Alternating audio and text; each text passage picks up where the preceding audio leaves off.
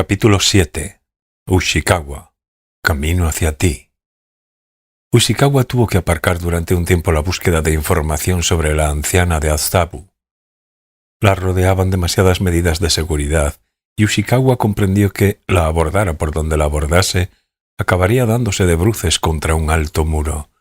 Quería averiguar algo más sobre la casa de acogida, pero seguir rondando por allí era peligroso. Había cámaras de seguridad y Ushikawa llamaba demasiado la atención. Si los pusiera en alerta, todo se complicaría. De momento se alejaría de la villa de los sauces y probaría a seguir otra vía. La única otra vía que se le ocurrió fue repasar lo que ya sabía de Aomame. Tiempo atrás, para Vanguardia, había encargado una pesquisa a una agencia de investigadores con la que tenía trato y él mismo había indagado por su cuenta. Tras reunir un dossier detallado sobre la chica, había llegado a la conclusión de que Aomame no representaba ninguna amenaza. Era una chica competente como profesora en el gimnasio y gozaba de buena reputación. En su infancia había pertenecido a la Asociación de los Testigos, pero pronto rompió los vínculos con la comunidad. Tras licenciarse en la Facultad de Ciencias del Deporte con una de las notas más altas, había trabajado para una empresa alimentaria que comercializaba productos y bebidas para deportistas y había sido la jugadora principal de su club de softball. Sus compañeros decían que era excelente como deportista y en su trabajo. Emprendedora y despierta, tenía buena fama. Sin embargo, era más bien callada y tenía pocas amistades. De repente, unos años atrás, había abandonado el club de softball y la empresa y había conseguido un empleo en un club deportivo, un gimnasio de lujo en el barrio de Hiroo. A partir de entonces había pasado a ganar el triple. Era soltera y vivía sola. Parecía que en ese momento no tenía pareja. En cualquier caso, Ushikawa no encontró en su pasado nada sospechoso ni turbio. El detective frunció el ceño, soltó un hondo suspiro y tiró sobre el escritorio el dossier al que había vuelto a echar un vistazo. Algo se me escapa, un punto fundamental que no debería pasarme inadvertido. Ushikawa sacó una agenda de teléfonos de un cajón del escritorio y marcó un número. Cuando necesitaba recabar información de manera clandestina, siempre recurría a ese número. La persona a quien llamaba habitaba en un mundo aún más sombrío que el suyo. Pagándole, le conseguía cualquier información. Naturalmente, cuanto más protegida estuviera esa información, más caro le salía. Buscaba datos relacionados con dos ámbitos. Por una parte, información sobre los padres de Aomame, que en la actualidad seguían siendo adeptos de la Asociación de los Testigos. Sabía que la sede principal de la comunidad centralizaba la documentación sobre todos los miembros, muy numerosos, con que contaba en Japón. El trasiego entre la sede central y las locales era constante. Poseían un espléndido edificio erigido en un amplio terreno, con su propia imprenta para editar panfletos, salas de reuniones y alojamiento para los devotos que acudían de todos los rincones del país. Sin duda, toda la información se custodiaba allí. Por otra parte, quería documentación del gimnasio en que Aomame había trabajado. Exactamente qué clase de servicios prestaba y a quién y cuándo impartía clases. Quizás esos datos no estuvieran guardados con tanto celo como los de la Asociación de los Testigos. De todos modos, si les dijera, ¿serían tan amables de dejarme ver el expediente de su empleada Aomame? No se lo enseñarían de buen grado. Ushikawa dejó su nombre y número de teléfono en el contestador. Media hora después lo llamaron. «¿Señor Ushikawa?», dijo una voz que parecía resfriada. Ushikawa le explicó con detalle lo que necesitaba. Nunca se había visto con aquel hombre, siempre negociaban por teléfono. El otro le enviaba los datos requeridos por correo urgente. Solía estar ronco y de vez en cuando carraspeaba ligeramente. Quizá padeciera algún problema en la garganta. Al otro lado de la línea siempre reinaba un silencio absoluto, como si el hombre telefoneara desde una sala insonorizada, de modo que solo se oía su voz y su desagradable respiración. Y tanto la voz como la respiración se oían como amplificadas. «¡Qué tipo más siniestro!», pensaba Ushikawa cada vez que hablaba con él. Ciertamente el mundo está repleto de personajes siniestros, aunque para los demás tal vez yo sea uno de ellos. Para sus adentros, Ushikawa había bautizado a ese hombre como el murciélago. Así que se trata de conseguir información sobre una joven llamada Aomame, ¿no?, dijo el murciélago con voz ronca. Carraspeó. Sí, es un nombre poco común. La información tiene que ser exhaustiva, ¿no? Con tal de que tenga que ver con ella, me da igual el tipo de información. A ser posible necesito también alguna foto en la que se le vea bien el rostro. La parte del gimnasio no será tan difícil. No creo que se imaginen que alguien va a robarles información. Pero lo de la Asociación de los Testigos es harina de otro costal.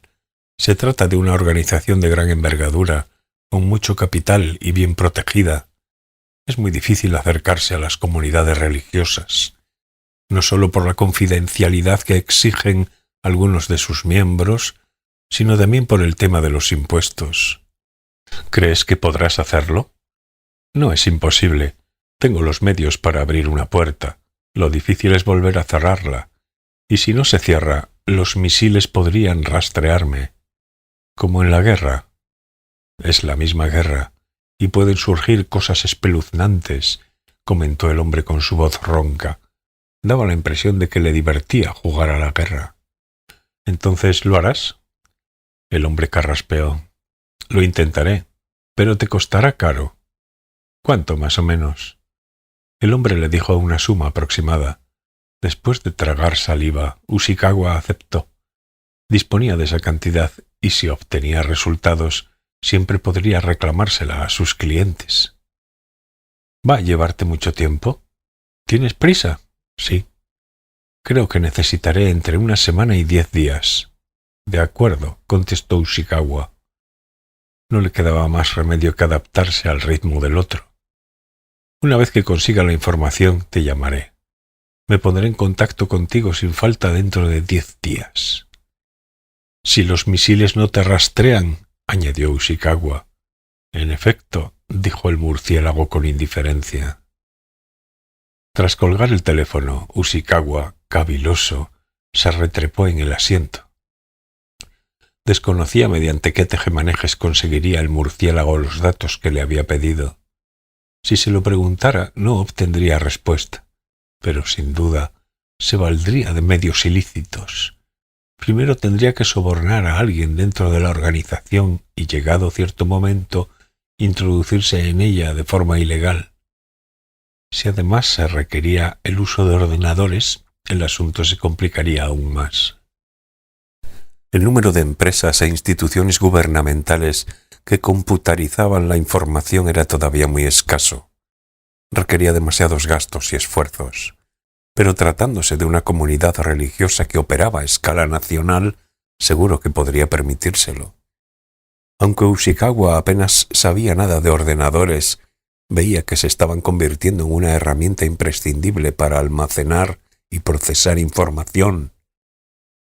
La época en la que era necesario ir a la Biblioteca Nacional de la Dieta, apilar periódicos y anuarios sobre el escritorio y pasarse el día buscando datos pronto pasaría a la historia.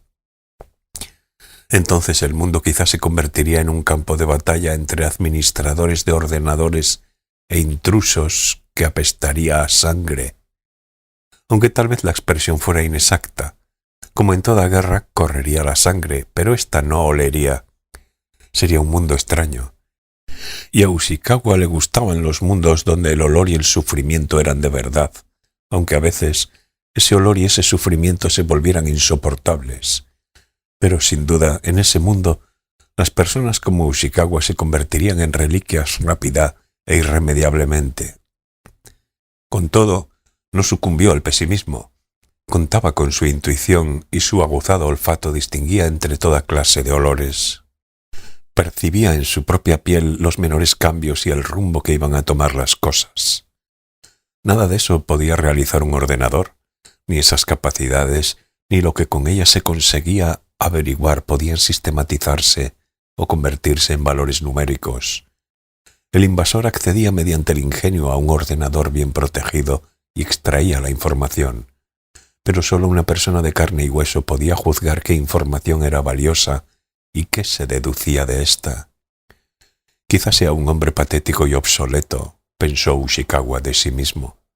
No, no es que quizá lo sea, es que soy un hombre patético y obsoleto, pero tengo cualidades de las que la gente suele carecer. Un olfato innato y una tenacidad que hace que, una vez aferro algo, no lo suelte, y mientras disponga de esas capacidades, seguiré apañándomelas como hasta ahora, por muy extraño que se tome este mundo. Daré contigo, Aomame, eres inteligente, diestra, prudente, pero te juro que te encontraré. Espera y verás. Ahora mismo camino hacia ti. ¿Oyes los pasos? No, no creo que los oigas, porque avanzo lento como una tortuga y sin hacer ruido, y sin embargo poco a poco me acerco a ti. No obstante, algo le pisaba los talones a Ushikawa, el tiempo. Para él, seguirle el rastro a Aomame también era luchar contra el tiempo que lo perseguía. Tenía que dar con ella cuanto antes, esclarecer lo ocurrido y servírselo en bandeja de plata a los de la organización. Aquí tienen. Disponía de poco tiempo. Si tardaba 3 meses en esclarecerlo todo, quizás sería demasiado tarde. Por el momento, Ushikawa les era útil. Buen profesional, se amoldaba a las condiciones, conocía la ley y sabía guardar un secreto. Tenía recursos para moverse libremente al margen del sistema. Pero en el fondo no era más que un factotum que había sido contratado por dinero. No era uno de los suyos, un colega, ni profesaba su fe. En cuanto se convirtiera en una amenaza para la comunidad, seguramente se desharían de él. Mientras aguardaba la llamada del murciélago, Ushikawa fue a la biblioteca y se documentó sobre el pasado y el presente de la Asociación de los Testigos. Tomó notas y sacó copias de lo que le interesaba. Investigar en la biblioteca no le ponía de mal humor. Le gustaba esa sensación de ir acumulando conocimientos en el cerebro, un hábito que había adquirido de pequeño. Cuando acabó sus pesquisas en la biblioteca, se desplazó hasta el piso de Yiyugaoka, donde Aomame había vivido de alquiler, y volvió a comprobar que estaba vacío, aunque en el buzón todavía estaba la tarjeta con su nombre. También se presentó en la agencia inmobiliaria que se encargaba del alquiler del piso. Preguntó si podía alquilarlo, dado que estaba vacío. Está vacío, en efecto, pero hasta febrero del año próximo no podemos arrendarlo, le contestó el agente inmobiliario. El contrato que el inquilino había firmado terminaba en enero, y cada mes pagaban el alquiler estipulado. Se han llevado todos los muebles y han dado de baja el agua, el gas y la electricidad, pero el contrato sigue vigente. O sea, que van a pagar el alquiler hasta finales de enero. Eso es, dijo el agente. Hasta entonces pagarán el alquiler, así que quieren que el piso se quede tal cual. Nosotros, mientras nos paguen, no podemos protestar. Qué extraño, ¿no le parece? Tirar así el dinero a pesar de que ya nadie viva ahí. A nosotros también nos preocupaba y decidimos entrar en presencia del propietario de la vivienda. No fuera a haber un cadáver embalsamado dentro de un armario. Pero no había nada. Estaba todo muy limpio y completamente vacío. No sabemos qué ocurrió.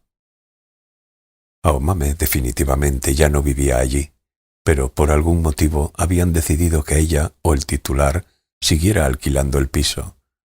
Para ello abonarían el alquiler de 4 meses. Era gente precavida y con dinero. Exactamente 10 días después, por la tarde, el murciélago llamó al despacho de Ushikawa en el barrio de Kojimachi. «Señor Ushikawa», dijo con su voz ronca que, como siempre, destacaba en el silencio de fondo. «Dígame, ¿podemos hablar ahora?» Ushikawa le contestó que sí. Introducirme en la asociación de los testigos costó lo suyo, pero todo ha salido como había planeado. He conseguido la información sobre Aomame. ¿Y los misiles rastreadores? Por ahora no han aparecido. Me alegro. Señor Ushikawa, dijo el hombre y carraspeó varias veces, ¿le importaría apagar el cigarrillo? ¿El cigarrillo?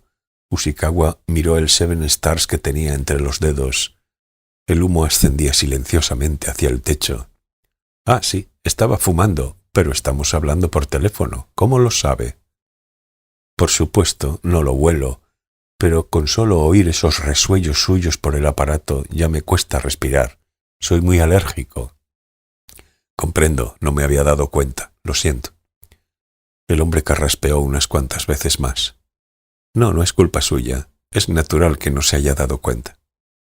Ushikawa aplastó el cigarrillo contra el cenicero y echó encima un poco del té que estaba bebiendo. Luego se levantó y abrió la ventana de par en par. Ya lo he apagado y he abierto la ventana para airear la habitación, aunque el aire de ahí fuera tampoco es que sea muy puro. Muchas gracias. Se produjo un silencio de unos 10 segundos. No se oía ni una mosca. «¿Entonces ha conseguido algo de la asociación de los testigos?», preguntó Ushikawa. «Sí, y abundante. Como la familia de Aomame pertenece a la organización desde hace mucho, hay mucho material. Quizá deba ocuparse usted de separar lo que le interesa de lo que no». Ushikawa se mostró de acuerdo. Era precisamente lo que deseaba. En cuanto al gimnasio, no hubo ningún problema.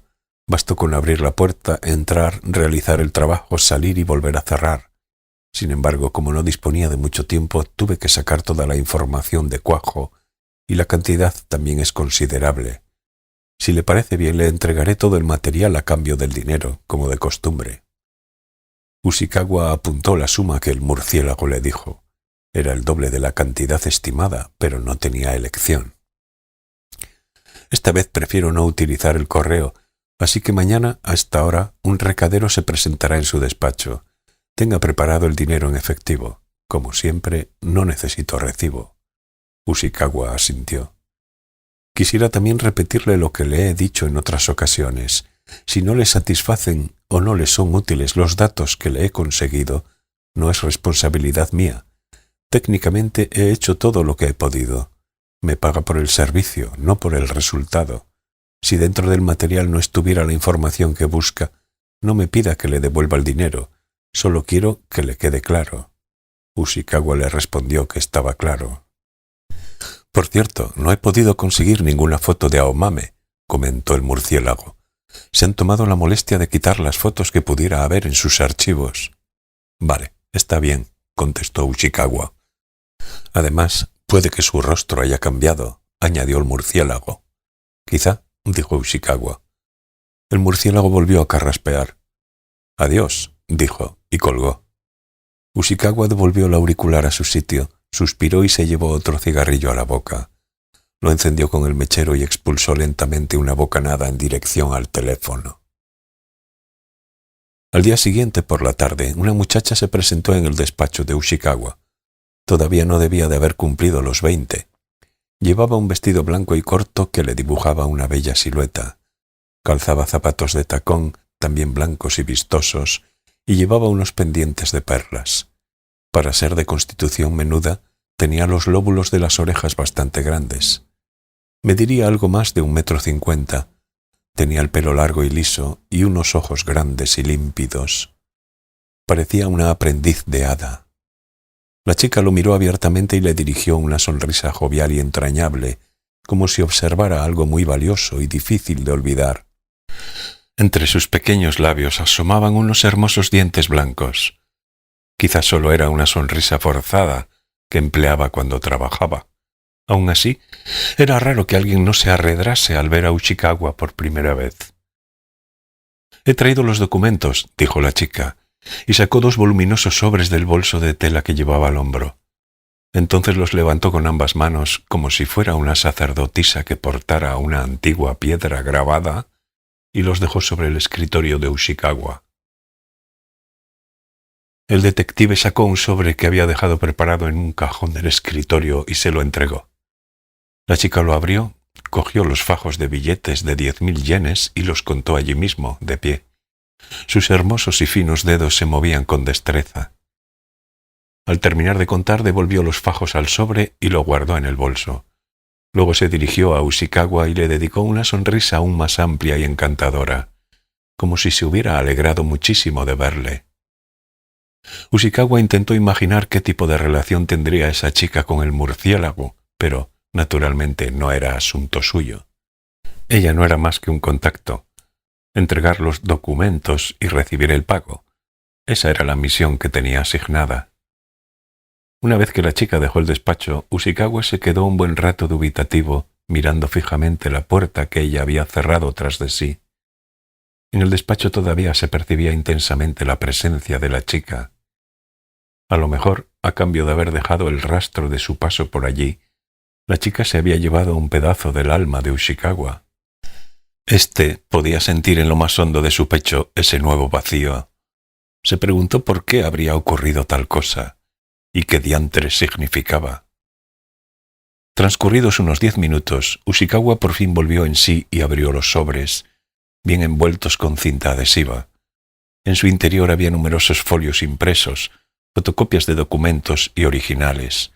Se preguntó cómo el murciélago había conseguido tanto material en tan poco tiempo.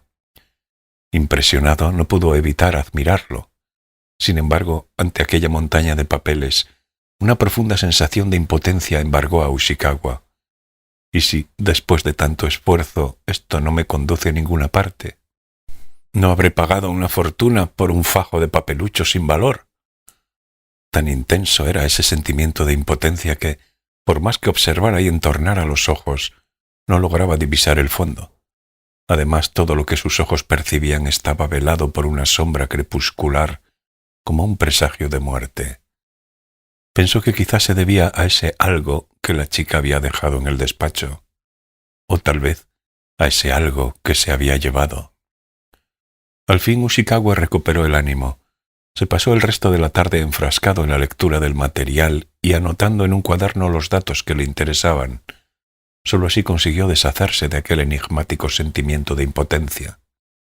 Al anochecer, cuando la oscuridad invadió el despacho y tuvo que encender la luz de mesa, ya estaba convencido de que había merecido la pena pagar aquella suma. Comenzó leyendo los documentos relativos al gimnasio. En los 4 años que Aomame trabajó en ese club, se encargaba principalmente de los programas de entrenamiento muscular y artes marciales para grupos. Había diseñado varias clases que ella misma dirigía.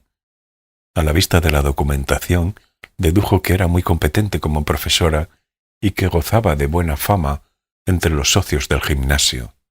Además, impartía clases particulares. Aunque eran caras, resultaban el sistema ideal para los que no podían asistir a las clases en el horario establecido o preferían un ambiente más privado. No eran pocos. Por las fotocopias del programa de trabajo incluidas en el material, se sabía cuándo, cómo y dónde había instruido a los 12 clientes particulares. Con algunos trabajaba en el gimnasio y con otros iba a sus domicilios. Entre la clientela se contaba algún artista famoso y algún político. Shizue Ogata, la dueña de la Villa de los Sauces, fue una de sus primeras clientas. El vínculo con Shizue Ogata comenzó poco después de que Aomame empezara a trabajar en el gimnasio y perduró hasta poco antes de su desaparición. Los inicios coincidían con la fecha en que el edificio de 2 plantas de la Villa de los Sauces empezó a funcionar como casa de acogida del consultorio para mujeres víctimas de la violencia doméstica. Quizá fuera una casualidad, o quizá no. En cualquier caso, según los documentos, parecía que con el tiempo la relación entre las dos se había ido estrechando. Probablemente entre Aomame y la anciana habían ido tejiéndose lazos más personales. Se lo decía su intuición. Lo que al principio debió de ser una relación entre instructora de gimnasio y clienta, cambió a partir de cierto momento. Mientras barría con la mirada las páginas puestas en orden cronológico en que se describía el programa de las clases, Ushikawa intentó determinar cuándo había sido ese momento.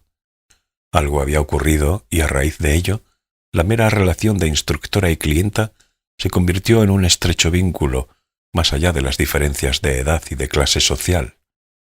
Incluso podrían estar unidas por una especie de acuerdo tácito espiritual. Al poco tiempo, ese acuerdo habría tomado determinado rumbo y, como resultado, habían acabado por asesinar al líder en el Hotel Okura. Podía olerlo. ¿Qué clase de rumbo? ¿Y qué clase de acuerdo tácito? Las conjeturas de Ushikawa se detenían ahí. Probablemente tenía que ver con el factor de la violencia de género. Por lo visto, la anciana era especialmente sensible a ese tema. Según los documentos, Shizue Ogata conoció a Aomame en las clases de defensa personal que la chica impartía. Pocas mujeres de más de 70 años toman clases de defensa personal. Quizás algún factor relacionado con alguna forma de violencia las uniera. O quizá la propia Aomame había sido víctima de la violencia doméstica. Cabía también la posibilidad de que el líder fuera un agresor. Ellas quizá lo habían descubierto y habían decidido castigarlo. Pero todo eso no eran más que conjeturas. Y esas conjeturas no casaban con la imagen del líder que Ushikawa conocía.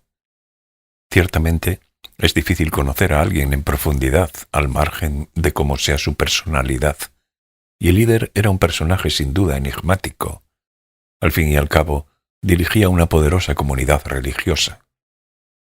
Aparte de sagaz e inteligente, lo envolvía un halo de misterio. Con todo, suponiendo que hubiera sido un agresor, lo que había hecho era tan grave como para que las dos mujeres trazaran meticulosamente un plan para asesinarlo y lo llevaran a cabo, renunciando una de ellas a su identidad y poniendo la otra en peligro su posición social.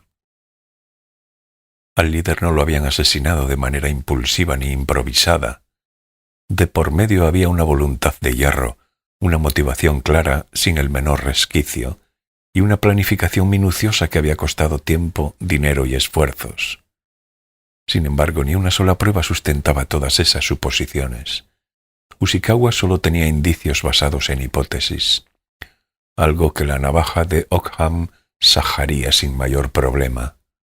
En aquella fase aún no se lo podía comunicar a Vanguardia, simplemente lo sabía. Se lo olía, lo percibía. Todos los elementos apuntaban en una dirección. Por algún motivo que tenía que ver con la violencia de género, la anciana había ordenado a Aomame matar al líder y, después, la había ocultado en algún lugar seguro. La documentación aportada por el murciélago conducía indirectamente a esa conclusión. Le llevó tiempo poner en orden los documentos relacionados con la asociación de los testigos que, además de tener un volumen considerable, no servían de mucho. Eran en su mayoría informes sobre la contribución de la familia de Aomame a la comunidad. Leyéndolos saltaba a la vista que eran devotos fervientes y abnegados. Habían consagrado casi toda su vida a la evangelización y el proselitismo. En la actualidad los padres de Aomame residían en Ichikawa, en la prefectura de Chiba. En 35 años se habían mudado 2 veces de piso, siempre en la ciudad de Ichikawa. El padre, Tayayuki Aomame, de 58 años, trabajaba en una empresa de ingeniería. La madre, Keiko Aomame, de 56 años, estaba desempleada. Su hermano mayor, Keiichi Aomame, de 34 años, tras graduarse en el Instituto Prefectural de Ichikawa, había trabajado en una pequeña imprenta de Tokio, pero 3 años después dejó ese puesto para prestar servicio en la sede de la comunidad en Odawara. Allí se había encargado de la impresión de panfletos y en la actualidad ocupaba un cargo en la dirección. 5 años atrás se había casado con otra adepta, habían tenido 2 hijos y vivían en un piso de alquiler en Odawara. Las referencias de Masami Aomame, la hija mayor, terminaban a los 11 años, edad a la que apostató, y por lo visto, a la asociación de los testigos no le interesaba quien renegaba de su fe. Para ellos era como si Aomame se hubiera muerto a los 11 años. No dedicaban ni una sola línea a describir qué había sido de su vida, ni siquiera se comentaba si estaba viva o no. Así pues, no hay más remedio que visitar a sus padres o a su hermano y hablar con ellos, se dijo Ushikawa. Quizá obtuviera alguna pista. Con todo, por lo que había leído en los documentos, no creía que fueran a responder de buena gana a sus preguntas. La familia de Aomame, además de ser estrecha de miras y vivir en la intolerancia, en opinión de Ushikawa, por supuesto, era gente plenamente convencida de que cuanto más intolerantes fueran, más cerca del cielo estarían. Para ellos, quien apostataba, aunque se tratase de un familiar allegado, elegía un camino errado e impuro. Tal vez ni siquiera la considerasen ya de la familia. ¿La habrían maltratado en su infancia? Puede que sí, puede que no. Incluso en el caso de haber sufrido a ella maltrato, seguramente sus padres no lo considerarían como tal. Ushikawa estaba al corriente de que en la Asociación de los Testigos se educaba a los niños con mano de hierro. Eso, en muchos casos, implicaba castigos corporales. La profunda herida que le habrían dejado las terribles experiencias vividas durante la infancia podían haberla conducido al asesinato. No era imposible, desde luego, pero a Ushikawa se le antojaba una hipótesis muy aventurada. Urdir semejante asesinato y perpetrarlo a solas era sumamente difícil. Comportaba muchos riesgos y una gran carga emocional. Si la atraparan, le esperaría un castigo terrible. Se necesitaba una motivación mucho más fuerte. Ushikawa volvió a inclinarse sobre los documentos y releyó con atención el historial de Masami Aomame hasta los 10 años. Tan pronto como aprendió a caminar, su madre empezó a llevarla consigo en sus actividades de evangelización. Llamaban a las puertas distribuyendo folletos de la comunidad, anunciando la imparable marcha del mundo hacia su fin e intentando ganar prosélitos. Si uno abrazaba su fe, sobreviviría al fin del mundo. Luego vendría el reino de la dicha. También a Ushikawa habían intentado captarlo. El devoto solía ser una mujer de mediana edad con sombrero y parasol. Muchas veces llevaban gafas y se quedaban mirando al inquilino con ojos de pez inteligente. A menudo iban acompañadas de niños. Ushikawa se imaginó a la pequeña Aomame siguiendo a su madre de casa en casa. Había ido a un colegio municipal del barrio sin haber pasado por la guardería. En quinto curso abandonó la Asociación de los Testigos. Los motivos para apostatar eran inciertos. No dejaban constancia de las razones por las que los devotos renegaban de su fe. A quien caía en manos del diablo lo dejaban a su merced. Ellos ya tenían bastante con hablar sobre el paraíso y las vías para alcanzarlo. Las buenas personas tenían sus tareas y el diablo las suyas. Era una especie de división del trabajo. Dentro de la cabeza de Ushikawa, alguien golpeaba en un barato tabique de contrachapado. Señor Ushikawa, lo llamaban. Ushikawa cerró los ojos y prestó atención. Lo llamaban en voz baja pero insistente.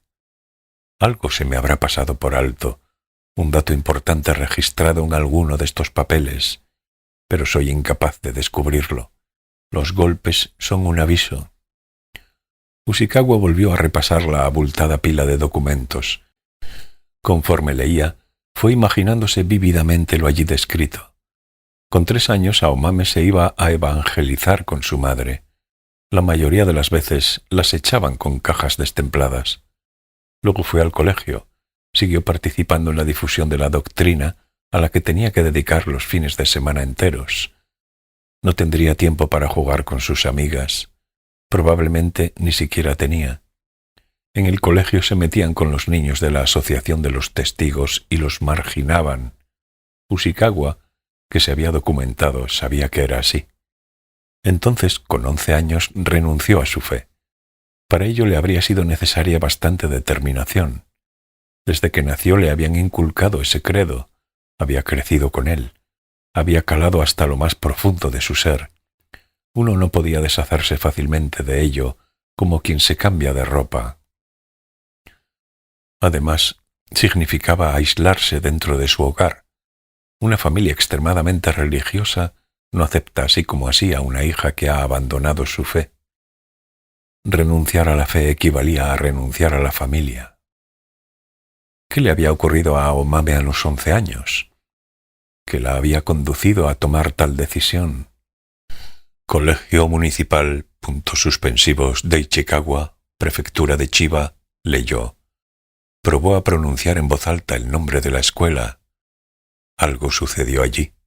Está claro que... Ushikawa contuvo el aliento. El nombre de ese colegio. ¿Dónde demonios lo había oído?